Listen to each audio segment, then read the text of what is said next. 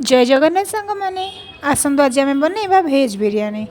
मु सब एग आउ चिकेन बनाए कि जेहेतु बो खाती तो मुझे कहली बो खाइबे पुणी कहीं खाली आम खाइबू तो कहीकि भेज बिरियानी आज बनई से देखो गाजर मटर पियाज टमाटो आ बाकी जहाँ जहाँ पड़ो आपण आगू देखने। प्रथम मुझे कड़े बसई देकी पनीर को भाजियार लगी बटर पकईले भी था बट मुझे गुआ घी और तेलर यूज ही करी। देखो मैं तेल पनीर को भाजी दूची ताको लाल माने हल्का ब्राउनी लाल है पर्यटन भाजबे और मुझे अदा रसुण छेचिया भी रेडी करुँची बट मो द्वारा हो पारे से छेचा तो साई ही छेचुं सी ये अदा रसुण कुटिया व्यस्त अच्छा आईपटे मुझे पनीर बाहर करदेली कहीं से हल्का लाल हो गला अधिका जब पड़ी तार स्मेल पलि से मुझे बाहर करदेली आ तेल मु गाजर को पकईकि भाजुची कहीं गाजर जब भल भाजी न हुए से अलग स्मेल आसो ना से भाजी देवाई बाहर करपटे देखो पानी बसई दी जो गरम हाँपाई कहीं पानी पूरा गरम न हो चाउल छाड़देवे चाउल आमर अधिका सीझीज जब सीझीजे तो भल लगनी से पानी में प्रथम लुण पकई अधिका लुण पकईबे कहीं पानी भी लुण पलैज आउे गोटा गरम मसला जमीक तेजपत्र डालचीनी लवंग अलैच पकईकि तापर सोक कर रखी चाउल ताक पकई एपटे देखो मटर पकईदे सार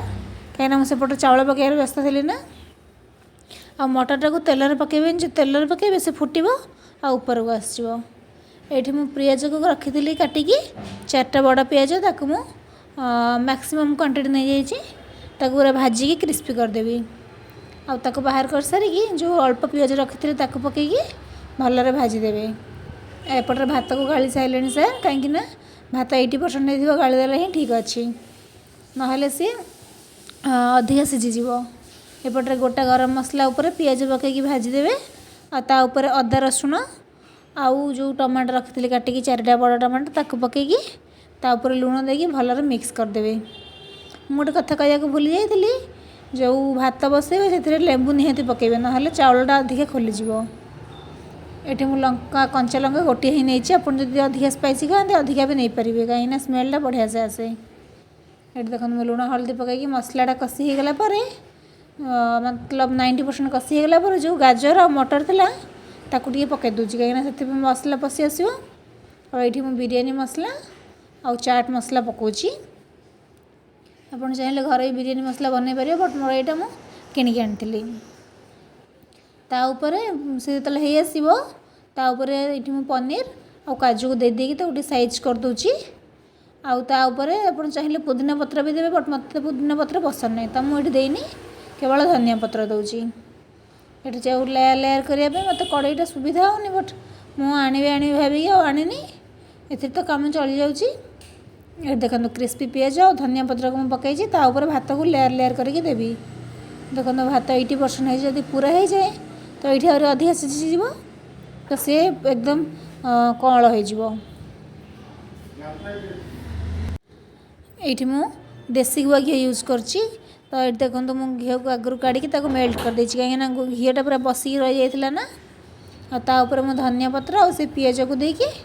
पूरा लेयर लेयर बनाऊँगी कहीं बास्नाटा बढ़िया आसे पियाज रू।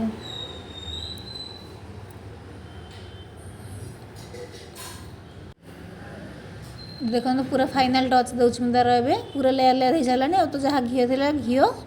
पियाज और धनिया पत्र को पकईकि आप भल से कभर करदे ना स्मेल जो बाहर को आसीज तो से भल लगनी आ पूरा हल्का आंचर बसैबे ना से मसला तल आड़ पड़ जा संभावना अच्छी ना। और देखो ये मोर बिरयानी रेडी हो सारा आम भल से मिसेदेवा कलर की सुंदर आसी बिना कलर रे भी जब चाहती कलर पकई पारि बट मुझे कलर यूज करनी मुझे बिरयानी कर लगे खावा टाइम हो गला तो बो ये कचुम्बर रेडी कर व्यस्त धनिया पत्र आ पियाज चाट मसला लुण लंका गुंड पकईकि दरकार जी पानी देकी से कर कहीं घर दही टे कम पानी आसे माने पानी आसे बट ये जेहेतु पकेट दही पूरा थिक थिला तो ताको पानी देकी मैनेज करदेवे कहीं दहीटा खाइले आमर टेस्ट तो लगे अधिका सहित हजम हाँपाई भी सुविधा होता है। ये देखो आम बिरयानी रेडी हो गला भल गोल गोल गोल ବାହାର କରିକି ଟେଷ୍ଟ କରିବେ। ଆପଣ ବନେଇକି କହିବେ କେମିତି ଟେଷ୍ଟ ଲାଗିଲା କି ନାହିଁ ମୋ ରେସିପି। Bye bye.